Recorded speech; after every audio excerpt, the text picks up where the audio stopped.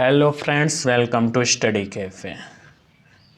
चलिए दोस्तों, शुरू करते हैं आज का करंट अफेयर बिना देरी किए। अगर चैनल को दोस्तों सब्सक्राइब ना किया हो तो सब्सक्राइब करके आगे बढ़िए। तो चलिए देखते हैं पहला प्रश्न। Which state has topped the NITI Aayog state energy and climate index around one among the larger state.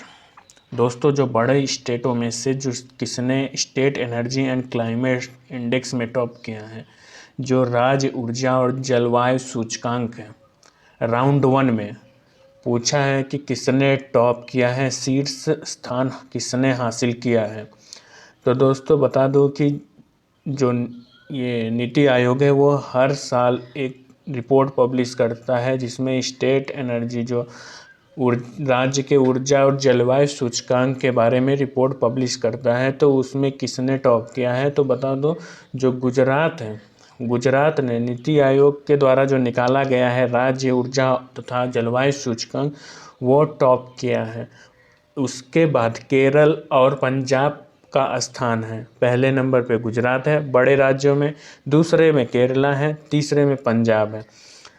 और अगर बात की जाए दोस्तों छोटे राज्यों की, तो उसमें सबसे शीर्ष यानी फर्स्ट टॉप किसने किया है, तो दोस्तों गोवा जो है, गोवा इसमें जो है राज्य ऊर्जा और जलवायु सूचकांक छोटे राज्यों में इसने गोवा ने टॉप किया है। गोवा के बाद आता है त्रिपुरा और मणिपुर।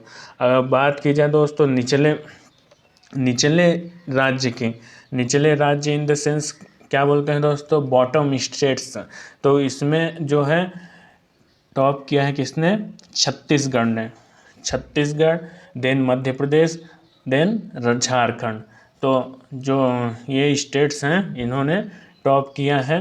तो सेकी का राउंड 1 रिपोर्ट जो है 6 पैरामीटर पे इसको चेक करते हैं दोस्तों। 6 पैरामीटर होते हैं इनका रिपोर्ट को चेक करने का। तो उसमें पहला क्या रहता है, डिस्कॉम का प्रदर्शन, जो डिस्ट्रीब्यूशन होता है ऊर्जा का, उसको डिस्कॉम का प्रदर्शन कैसा रहा है, पहुंच सामर्थ्य एवं ऊर्जा की विश्वसनीयता जो है, ऊर्जा स्वच्छ ऊर्जा का पहल, ऊर्जा दक्षता, पर्यावरणीय स्थिरता और नई पहल के बारे में इसमें देखा जाता है। तो दोस्तों बता दूं कि डिस्कॉम परफॉर्मेंस, एक्सेस अफोर्डेबिलिटी, कितना अफोर्ड कर सकते हैं, लोगों को लूटा तो नहीं जा रहा है, इसके बारे में, reliability of energy, clean energy initiative, energy efficiency and environmental sustainability and new initiatives. ये 6 पैरामीटर हैं जो राज्यों को इसको रैंक में शामिल किया जाता है, इसके ऊपर पूरा रिसर्च करके इसके शामिल किया जाता है। और दोस्तों जो नीति आयोग हैं, जिसका फुल फॉर्म होता है national institution for transforming India, जो प्लानिंग कमीशन की जगह पे इसको लाया गया है, जिसका इस्टेब्लिशमेंट जो हुआ था 1 जनवरी 2015 को हुआ था। तो ये एक थिंक टैंक बॉडी है जो ये रिपोर्ट जारी करती है। इसके जो सीईओ हैं वो अमिताभ कांत हैं। तो ये ज़रूरी तथ्य हैं, इसको आप याद रखिए, काफ़ी एग्जाम्स में पूछे जाते हैं, ऐसे प्रश्न बन के निकल के आते हैं। तो चलिए दोस्तों नेक्स्ट पे चलते हैं। इमरान खान की जगह लेने के बाद पाकिस्तान के 23वें प्रधानमंत्री बने हैं। Option A Shah Mahmood Qureshi, Shehbaz Sharif, Sadiq Sanjrani, Nawaz Sharif. Who has become the 23rd Prime Minister of Pakistan after replacing Imran Khan.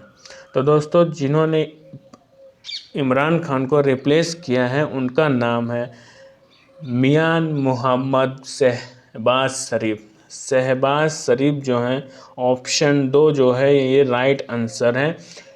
Mohammad Shahbaz Sharif 23वें prime minister के रूप में वहाँ पे बने हैं, जिन्होंने अपने बहुमत साबित करने के लिए 174 वोट उनको मिली 342 मेंबर से, जो नेशनल असेंबली है उनमें से 342 सीटों में से 174 सीट जो है वो इनको वोट मिले हैं।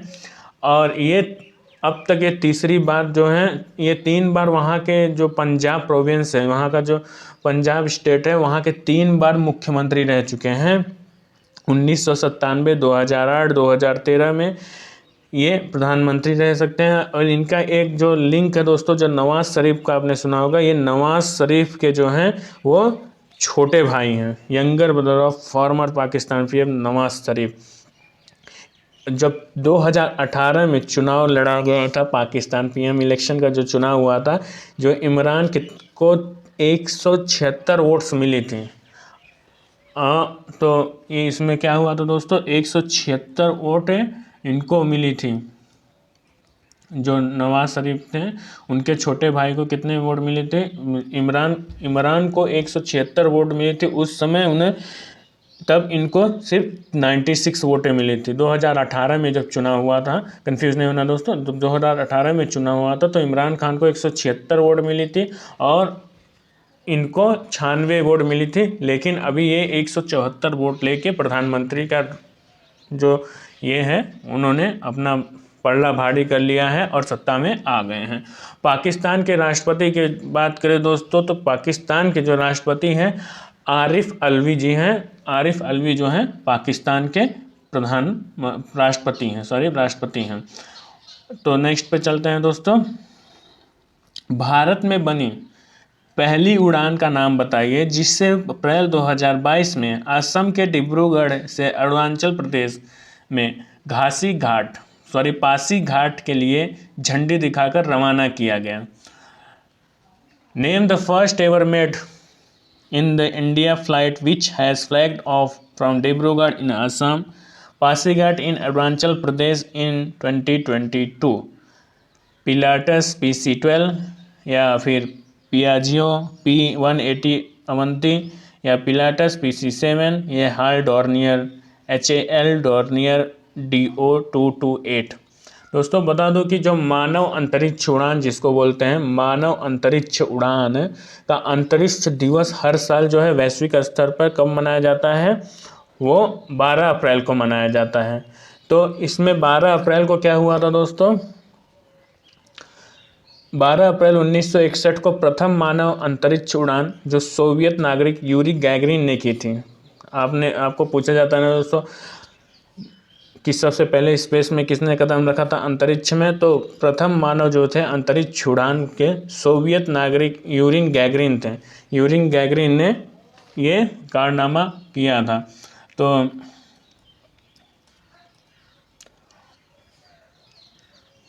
यूरिन गैगरिन थे। 7 अप्रैल 2011 को संयुक्त राष्ट्र महासभा जो UNGA है, यूनाइटेड नेशन जनरल असेंबली ने 12 अप्रैल को मानव अंतरिक्ष उड़ान के अंतरिक्ष के रूप में घोषित किया था। जो पहली मानव अंतरिक्ष उड़ान 50वीं वर्षगांठ की मान्यता दी थी। तो ये फर्स्ट मैन इन स्पेस जो है 12 तारीख को मनाया जाता है, ये एडिशनल तथ्य है। तो इसमें क्वेश्चन क्या पूछा गया है, तो first ever made India flight which flagged off the Dibrugarh in Assam, Pasighat in Arunachal Pradesh in April 2022। तो हाल डॉर्नियर जो है made in India 17 seater HAL Dornier DO-228 की पहली उड़ान को आसाम के डिब्रूगढ़ से अरुणाचल प्रदेश के पासीघाट के लिए हरी झंडी दिखाई गई। केंद्र द्वारा संचालित अलायंस एयर ने हिंदुस्तान एरोनॉटिक लिमिटेड के साथ 2 17 सीटर डॉर्नियर 228 विमानों को पट्टे पर देने के लिए समझौते पर हस्ताक्षर किया है। जो एग्रीमेंट हुआ है उनका कि 17 विमान जो हैं वो किसको, अलायंस एयर को दिया जाना है। तो this will be the nation first commercial airline to operate an Indian made aircraft for civil operation. नागरिक संचालन के लिए भारतीय निर्मित विमान संचालित कराने वाली देश की पहली वाणिज्यिक एयरलाइन होगी। ये जो हाल है HAL है, हिंदुस्तान एरोनॉटिक लिमिटेड जो है, ये पहली होगी जिसको कि कमर्शियल पर्पस के लिए ये ऑपरेट करवाएगी मेड इन इंडिया में। तो चलिए नेक्स्ट पे देखते हैं दोस्तों। 2021 और 22 में उच्च मांग के कारण भारत में सोने की आयात कितने प्रतिशत की वृद्धि हुई है। दोस्तों बताना है कि जो 2021-22 में उच्च मांग के कारण भारत में सोने की आयात कितने प्रतिशत की वृद्धि हुई है, ये आपको बताना है। दोस्तों बता दें कि by how much percent the import of gold in India has increase on account of higher demand in 2021 and 2022। दोस्तों बता दें आधुनिक आंकड़ों के मुताबिक जो है, जो अकॉर्डिंग टू द दोस्तों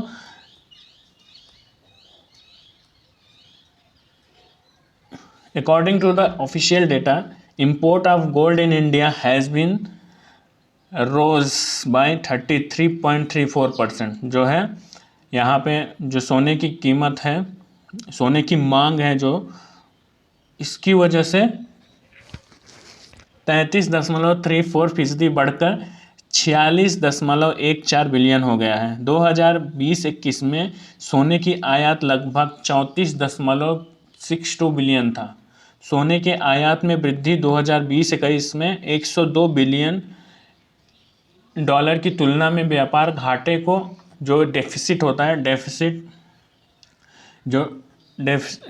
हो रहा है, trade deficit to 192.41 billion against the 102.62 billion 2021 में। Export of gems and jewellery grew by 50% to about 39 billion during 21-22 का जो है वो हुआ था। जो जैसे रत्न और आभूषण का निर्यात जो होता है लगभग 50% से बढ़कर 39 बिलियन हो गया है। सबसे बड़े सोने के उपभोक्ता जो हैं, जो कंज्यूमर हैं, वो फर्स्ट पे आता है चाइना, सेकंड पे आता है इंडिया।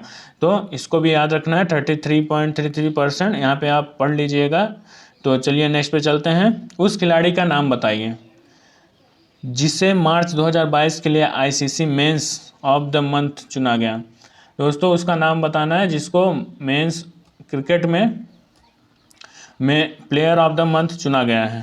तो name the player who has been name ICC men's for the month for March 2022। Option है यहाँ पे देख सकते हैं दोस्तों, बताइए जल्दी कौन कौन किसको मिला है। अभी ये करंट अफेयर का ही न्यूज़ है।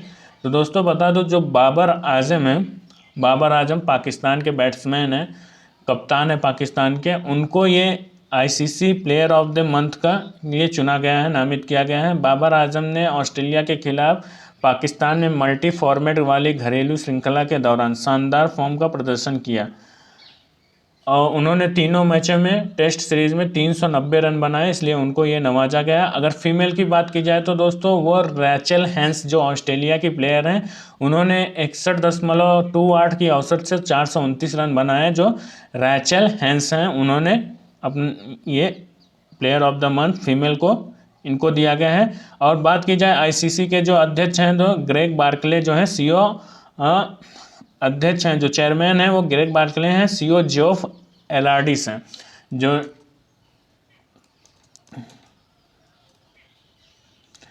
तो चलिए नेक्स्ट पे देखते हैं। एक बंगाली लेखक, name the Bengali author who has awarded the O Henry award 2022 for short story that wrote 45 year back. एक बंगाली लेखक का नाम बताइए जिसे 45 साल पहले लिखी गई एक छोटी कहानी के लिए ओ हेनरी पुरस्कार 2022 में सम्मानित किया गया है। तो दोस्तों लिखी तो 45 साल पहले थी, लेकिन जो अवार्ड मिला है वो अब जाके मिला है 45 साल बाद। तो बताइए कौन है, सोचिए थोड़ा।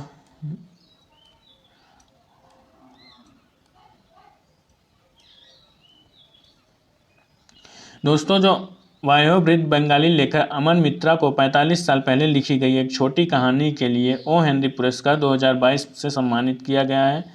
लघु कथा और शीर्षक गाँव बरों के, जो 1977 में लिखी गई एक बंगाली लघु कथा है। इस कहानी का अंग्रेज के अनुवाद किया गया है the old man of Kushumpur. The old man of Kushumpur से इसको ट्रांसलेट किया गया है इंग्लिश में। तो चलिए नेक्स्ट पे देखते हैं। नाम याद रखना है दोस्तों, किसको अमर मित्रा को मिली है। अमर मित्रा को जो 45 साल पहले कहानी लिखी गई है, उनको ओ हेनरी पुरस्कार 2022 में सम्मानित किया गया है। उनका नाम अमर मित्रा है, अमर मित्रा जी हैं, उनको ये मिला है। यूपीएससी के नए अध्यक्ष के रूप में किसे नियुक्त किया गया। दोस्तों यहाँ पे ऑप्शन है जो who has been appointed as the new UPSC chairman. तो आपको बताना है कि कौन जो है यूपीएससी के नए चेयरमैन के रूप में निकल के बाहर आया है, तो आपको बताना है डॉक्टर सोनी जो है दोस्तों, doctor Manoj Soni has appointed as a new chairman. जो है doctor Soni succeeded the Pradeep Kumar Joshi, जो पिछले चेयरमैन थे यूपीएससी के प्रदीप कुमार जोशी को उन्होंने रिप्लेस किया है, और अभी वह प्रेजेंटली जो है डॉक्टर मनोज कुमार सोनी यूपीएससी के चेयरमैन हैं। ये ही served as a nation youngest university vice chancellor of MS university 2005 में जो है यंगेस्ट इन नेशन की तरफ से यंगेस्ट जो है इन्होंने सर्व किया है एज ए नेशन को, और 2005 में सबसे कम उम्र के विश्वविद्यालय कुलपति के रूप में इन्होंने कार्य किया है, जो प्रदीप कुमार जोशी हैं। आणंद जिले के मुगारी स्वामी नारायण संप्रदाय के अनुपम मिशन से जुड़े थे ये। उन्होंने 2020 के निष्काय कर्मयोगी निस्वार्थ कार्यकर्ता के रूप में दीक्षा भी प्राप्त की थी। यूपीएससी का गठन जो है दोस्तों वो बता दो कि 1 अक्टूबर 2026 में हुआ था। इसका जो रिकन्स्टिट्यूट किया गया था गवर्नमेंट ऑफ इंडिया एक्ट 1935 के तहत इसको किया गया था, और जो यूपीएससी की स्थापना की थी सर रॉस बारकर थे, उन्होंने यूपीएससी की स्थापना की थी। चलिए दोस्तों नेक्स्ट पे चलते हैं। हिंदुस्तान एरोनॉटिक लिमिटेड ने चेतक पर 6 अधिकारियों को 70 घंटे की उड़ान प्रशिक्षण प्रदान करने के लिए किस देश की सेना के साथ एक अनुबंध पर हस्ताक्षर किया। जो हिंदुस्तान एरोनॉटिक लिमिटेड है, चेतक पर 6 अधिकारियों को 70 सीट दोस्तों बता देना 70 सीट की उड़ान का प्रशिक्षण जो है प्रदान करने के लिए किस देश के साथ उन्होंने हस्ताक्षर किए हैं। The Hindustan aeronautic limited has signed the contract with which country army to provide 70 hours of flying training to 6 officer on Chetak. तो ये बताना है किसके कौन सा कंट्री है दोस्तों ये जो कंट्री है वो है नाइजीरिया। नाइजीरिया के साथ इन्होंने जो है ये हस्ताक्षर किया है, जो 70 घंटे तक का ये करेंगे। हिंदुस्तान एरोनॉटिक लिमिटेड ने 6 अधिकारियों चेतक हेलीकॉप्टर पर उड़ान प्रशिक्षण के दूसरे चरण के लिए नाइजीरिया सेना के साथ एक अनुबंध पर हस्ताक्षर किया है। चेतक हेलीकॉप्टर पर चरण 2 उड़ान प्रशिक्षण जो फेज 2 है, उड़ान प्रशिक्षण के प्रत्येक नाइजीरिया सेना उड्डयन के अधिकारी के लिए 70 घंटे की उड़ान प्रशिक्षण प्रदान किया जाएगा, जो दिसंबर 2022 तक पूरा हो जाएगा। तो ये याद रखना है दोस्तों किन से देश के साथ किया है, तो वो है नाइजीरिया के साथ। तो नेक्स्ट प्रश्न पे चलते हैं।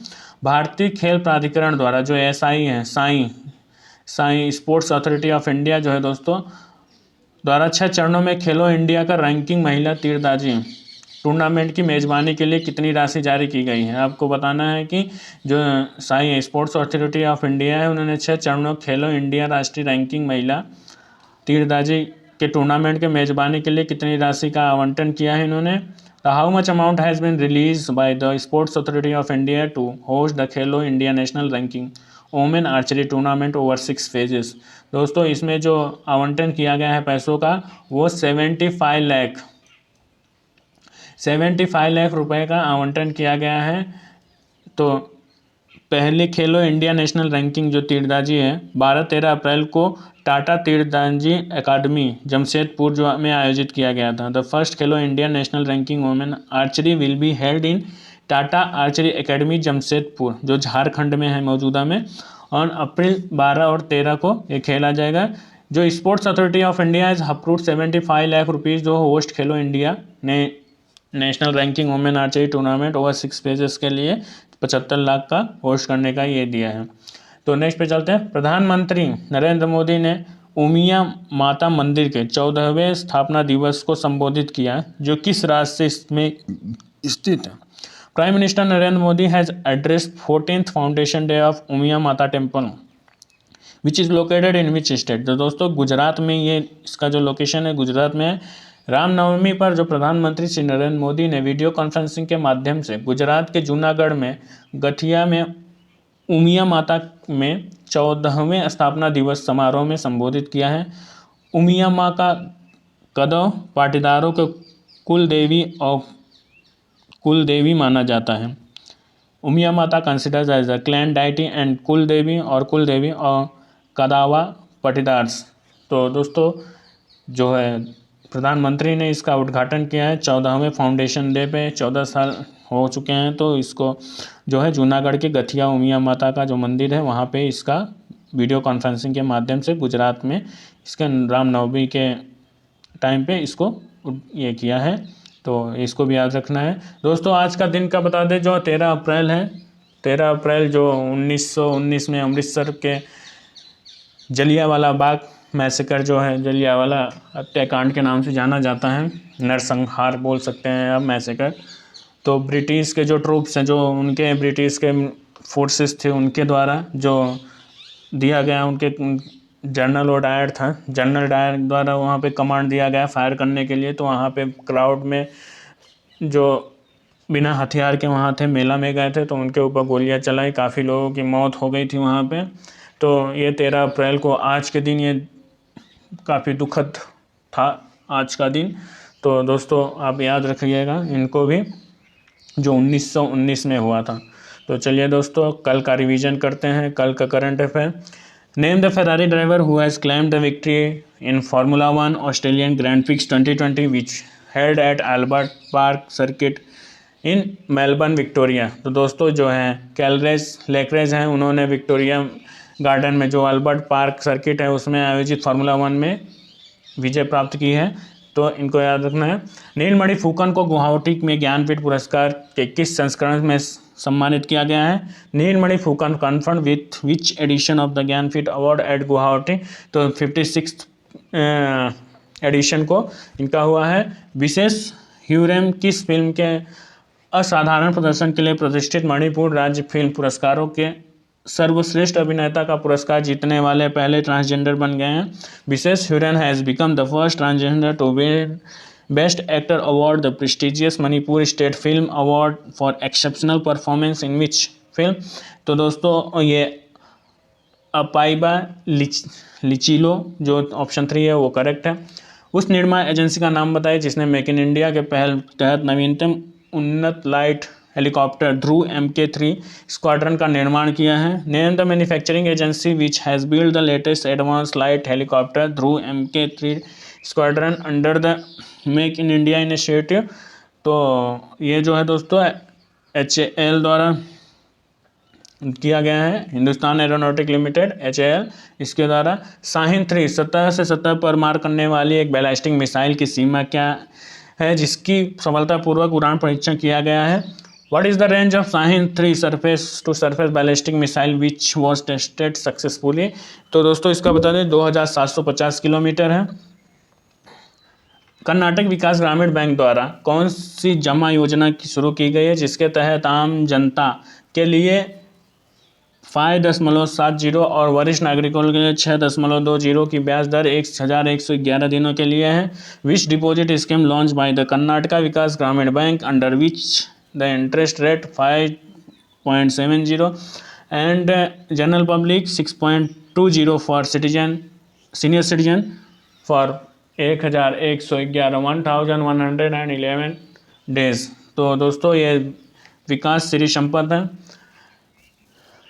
विश्व पार्किंसंस दिवस 2011 का विषय क्या है जो प्रतिवर्ष 11 अप्रैल को मनाया जाता है? तो दोस्तों इंटीग्रेटेड हेल्थ केयर है, इसको भी याद रखना है। एक्सिस बैंक ने कितनी राशि के सौदे के तहत प्रभाव क्षेत्रों के लिए आपूर्ति श्रृंखला वित्त पोषण का समर्थन करने के लिए एशियाई विकास बैंक का सहयोग किया है? तो दोस्तों ये जो है $150 मिलियन है, अमेरिकी डॉलर है, तो इसको भी याद रखना है। चलिए नेक्स्ट पे चलते हैं। केंद्रीय पर्यावरण वन और जलवायु परिवर्तन मंत्री भूपेंद्र यादव ने किस बाघ अभ्यारण्य में 20वें राष्ट्रीय बाघ संस्करण प्राधिकरण NTCA की अध्यक्षता की है?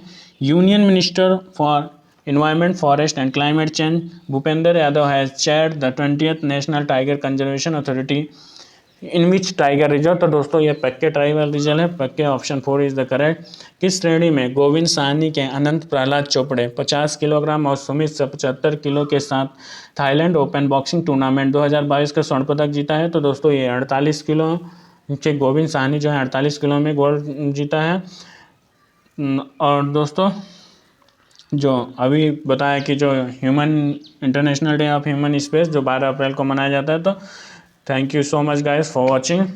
Subscribe the study cafe and like and share with your friends.